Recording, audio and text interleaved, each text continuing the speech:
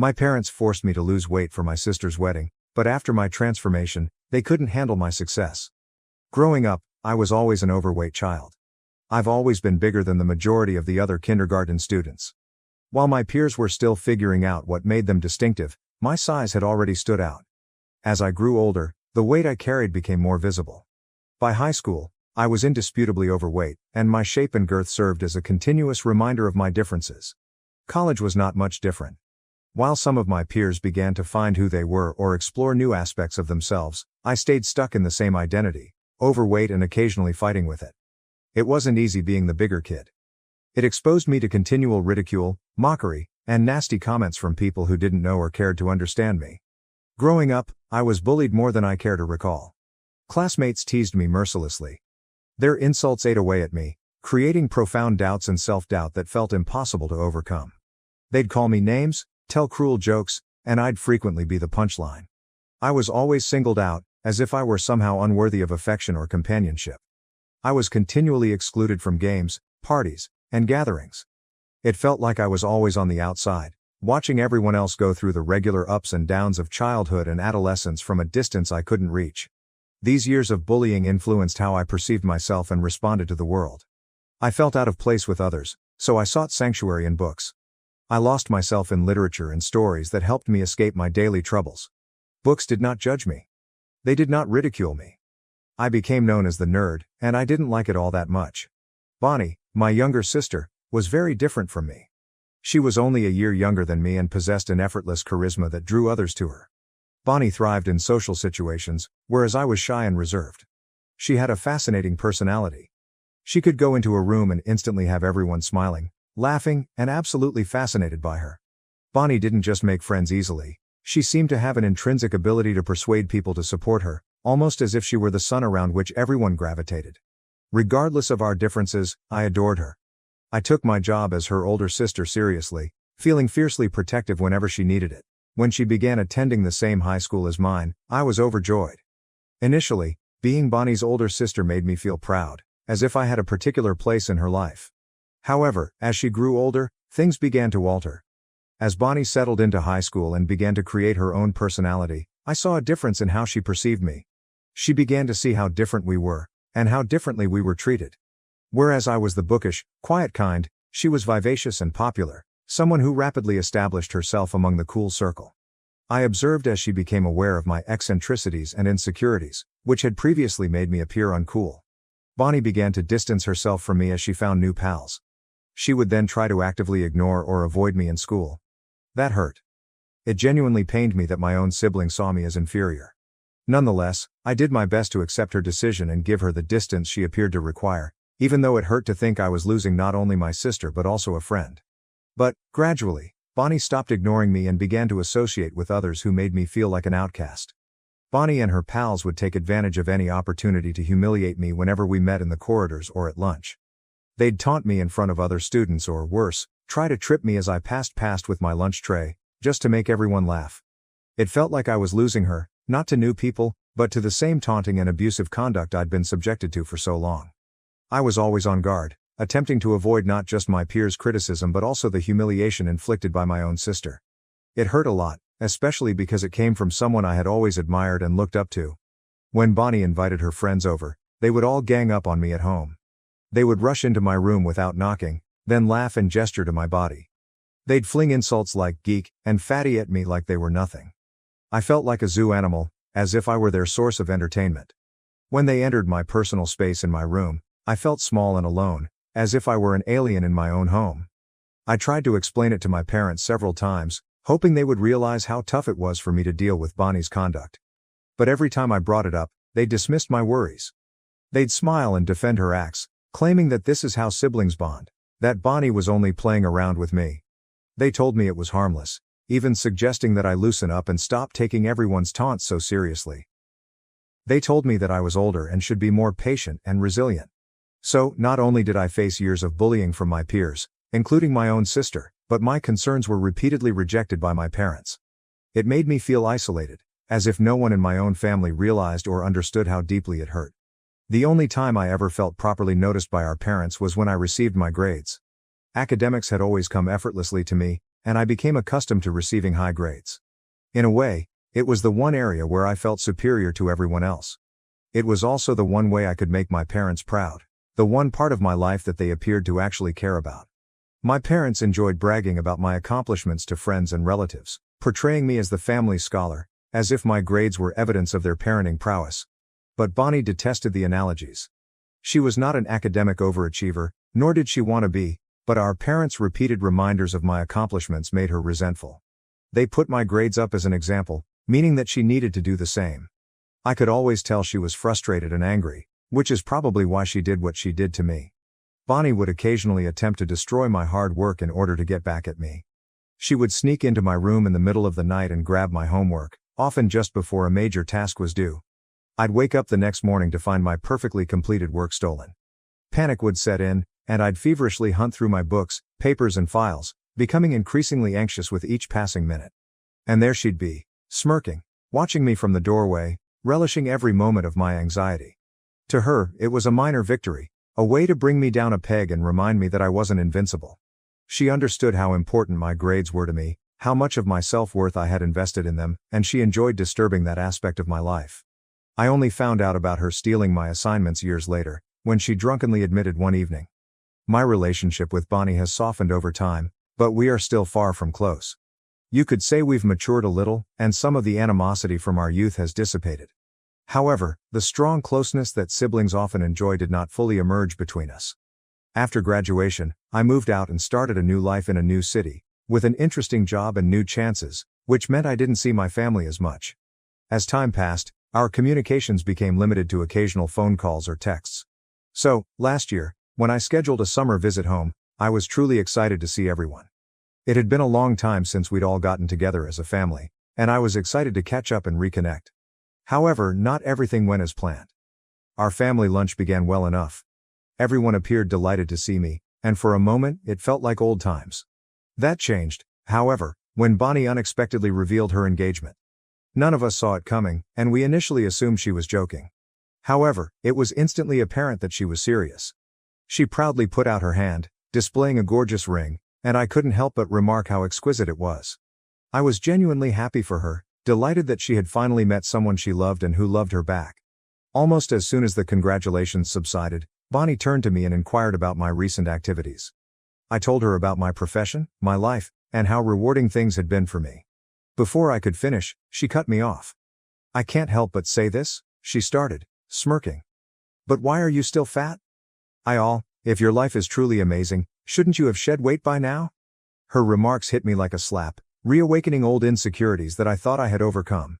The room became uncomfortably silent, and I could feel everyone's gaze on me, waiting to see how I would respond. I merely shrugged and tried to laugh awkwardly at her comment. But my parents immediately joined in to criticize me. They began discussing how I was still obese and unmarried, and how they were concerned I would never have children. I felt so mortified hearing them talk like that.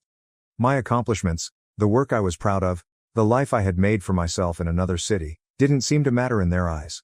They were just concerned with my weight and the fact that I did not have my own family. As my parents and sister continued to talk about me, their comments wound deeper than I imagined. I had spent years eventually discovering myself, gaining confidence and freedom. But in those moments, I felt like the same nervous, awkward teenager I had always been, anxious for my family's acceptance and approval. My parents then applauded Bonnie for getting engaged before me and expressed their pride in her. To them, I was the inferior child, successful, but not quite enough.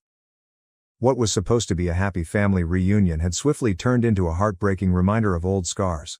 At that point, I felt more like an outsider than ever. Bonnie did not stop.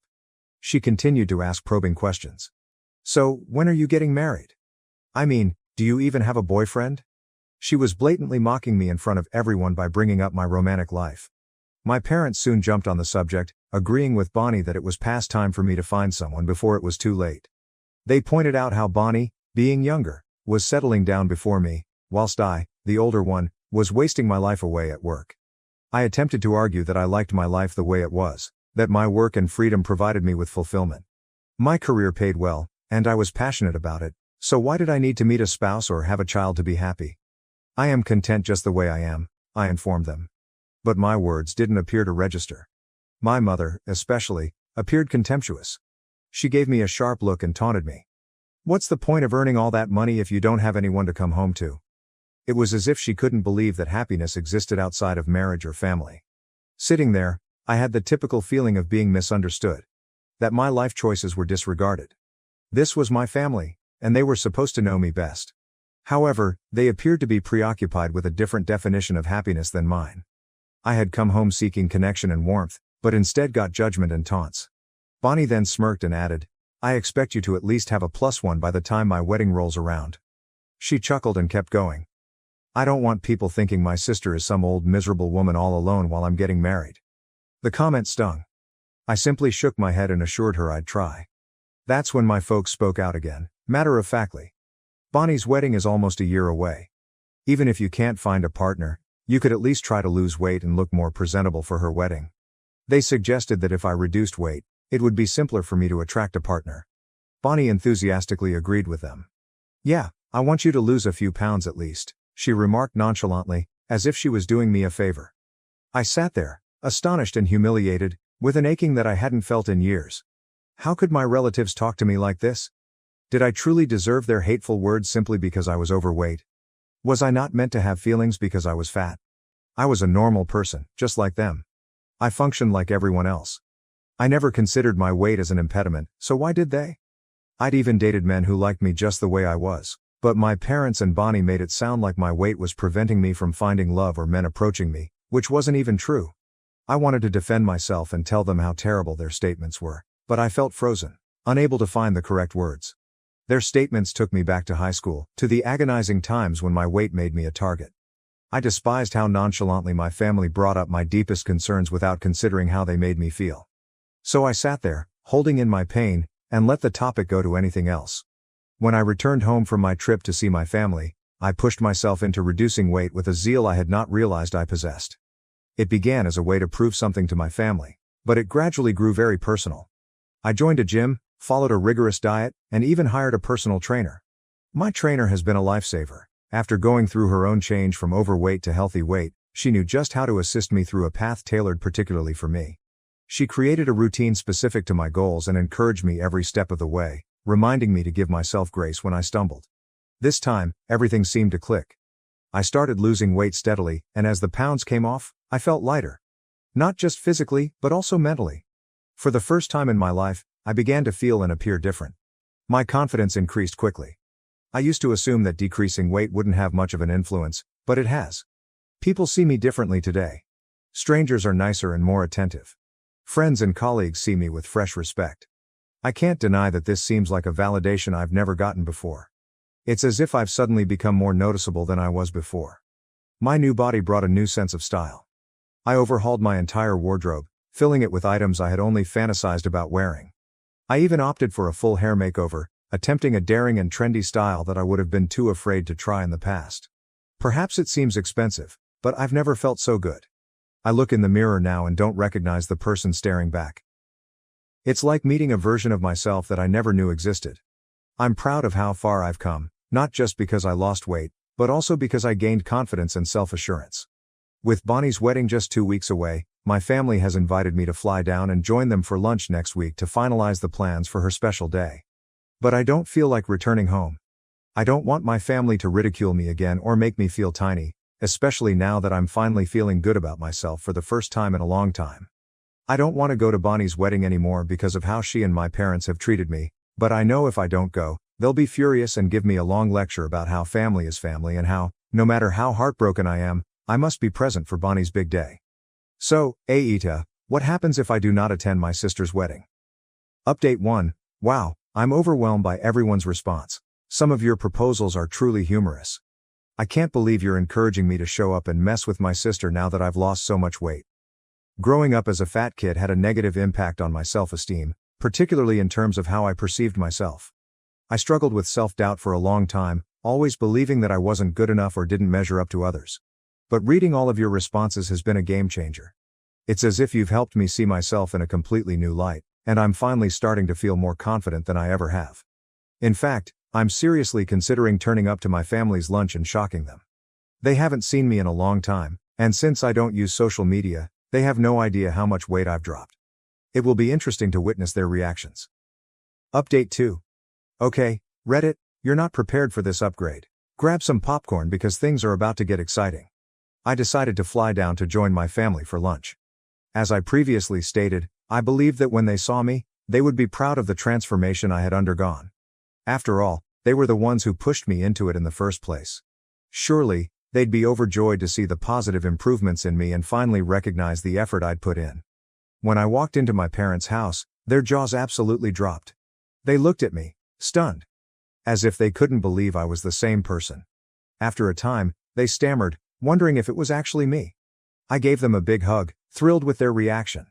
They continually complimented my appearance, saying how beautiful I looked and how they couldn't believe it was me. However, when Bonnie came, the situation changed. She didn't notice me at first, disregarding me as if I were invisible, as she had done so many times before. But when I rose up to greet her, she did a double take, her eyes widening with surprise. She gave an odd, almost forced laugh before reaching over and pushing her fingers on my stomach, wide-eyed, as if she wanted proof that I had truly dropped all of that weight. My parents laughed at her reaction and explained that they too couldn't believe it at first. As we settled in for lunch, the subject turned to my makeover. Bonnie and my parents bombarded me with questions about how I had done it, marveling at how different I appeared. Their voices were full of surprise, as if they had never imagined I could look any other way. Bonnie, in particular, kept saying that she had never anticipated me to alter so dramatically after dropping weight. Then she dropped this gem. When I first asked you to lose weight, I never expected you to look this pretty. I didn't even know you had that jawline. And those ankles beneath all that fat. I hesitated, attempting to maintain my cool, and smiled at her before reminding her. Bonnie, I've always been pretty. Losing weight just enhanced my features. Bonnie, on the other hand, contended that there was something more about me that was distinct. Then she had the courage to ask, did you have some surgeries done on yourself? Because there's no way you look this good by yourself. I could feel my blood starting to boil. The hubris to believe that I required surgery to look attractive when, in fact, I had worked so hard to get my current appearance. I looked her directly in the eyes and replied, wow, Bonnie, it's amazing that you think that little of me. No surgery, just a lot of hard work and self-love. Something you might want to try sometime. Bonnie's expression changed from surprise to displeasure, but I didn't care. It felt amazing to finally say something and put her in her place. Before she could react, my parents jumped in, attempting to smooth things over in their own way. You shouldn't be offended, my mother replied. The three of us have just never seen you look this way before. Honestly, you look even more beautiful now than Bonnie does, and she's the one getting married. Bonnie appeared much angrier following Mom's remark. I simply ignored her and concentrated on my food, allowing my sister to seethe in her rage. Then my mother joined in. You know, I was thinking, maybe you should go back to your original hair color. I think you'd look even better with your natural shade. This blonde look makes you stand out too much. Maybe you should just go back to your old look. Bonnie and my father quickly agreed with her. My dad concurred with my mom and said, Bonnie has always been the blonde daughter of the family, and you were the brunette. So, it would be a good idea for you to go back to your original hair color. It might make you look more like yourself. Hearing their statements, I was taken aback. I suddenly felt like the three of them were ganging up on me, attempting to bring me down. My hairstylist had suggested that I change my hair color to blonde because it better matched my skin tone and complexion. It had nothing to do with attempting to outperform or overshadow my sister. I could see why Bonnie was jealous of me. I looked nice now, but I couldn't figure out why my folks were so unhappy with me. It was as if they wanted to transform me back into who I was, despite the fact that they had wanted me to be more acceptable for their darling daughter's forthcoming wedding in the first place. But now that I did, they couldn't accept who I had become. Instead of recognizing my progress, they sought to undermine me. I finally questioned my parents. What's your problem? Why can't I be blonde too? Does my sister own that color or something? I paused, annoyed. No, she doesn't. I can be blonde or brunette. It's my choice. Why does it even matter to you so much? I couldn't understand why they were so obsessed on my returning to my former self, as if my appearance had to match who I was. Before, my mother scoffed at me and claimed that I was purposefully attempting to undermine Bonnie's wedding by making an effort to stand out with my appearance. Bonnie joined in, stating, with your weight loss, you're already going to stand out, so do you really need to take my hair color too? My father, as usual, agreed with them, telling me that I was being difficult for no reason and that, as Bonnie's sister, I should be more tolerant. I couldn't believe what I heard. It was not about stealing anything, It was about having the ability to do whatever made me happy. But instead of supporting it, they were all concerned about how it would make Bonnie uncomfortable. "You know what? I'm done with this," I murmured, the words almost burning as they from my lips. "The three of you are so caught up in your own negativity that you can't even accept that I've changed. The truth is, I've always been amazing just the way I am, but none of you ever saw it. Now, even after I've lost weight, it's still not good enough for you. No matter what I do, it's never enough." I took time to process what I had just said. They only gazed at me, and it didn't matter. I was done with holding back. "Since you all have so much to say about me, I think it's time I gave you some unsolicited advice, just like you love to give me." I turned to my mother first, feeling the words surge inside me like a deluge. "Mom, I really hate how loose the skin is around your eyes and your lips. They droop on one side when you laugh. I can't help but notice all your crooked teeth, and honestly, it's just disgusting to me." I just gave her a second to react before turning to my father. "Dad," I said with a stern voice, "you're bald. You really have no right to say anything about anyone's hair or their hair color. How are you going to criticize someone's looks when you can't even keep a full head of hair?" I noticed his face stiffening, but I wasn't finished yet. Finally, I resorted to Bonnie. "And you, don't ever talk down to me again. Between the two of us, I've always been the better-looking sibling. But now, with all the weight I've lost, you look even fatter than me. Just look at those chubby arms of yours." Bonnie's face flushed with shame and she appeared to be about to burst into tears.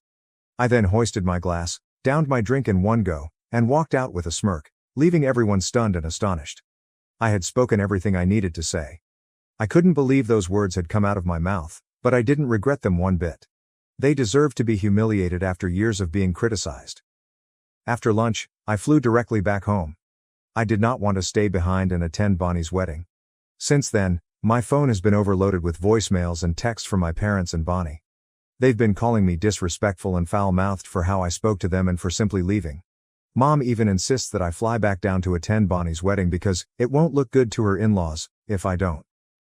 Update 3. So I ended up skipping Bonnie's wedding.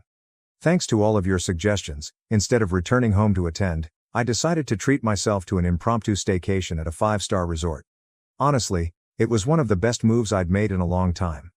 I spent the weekend doing whatever made me happy. No drama or pressure, just pure enjoyment. I treated myself to a spa day, binge-watched my favorite shows, and even visited some new places in the city I'd been longing to see. I've also blocked my relatives, so they can't contact me again. I'm weary of being bullied by them and want to avoid all of the poison and drama. Right now, my primary focus is on self-care.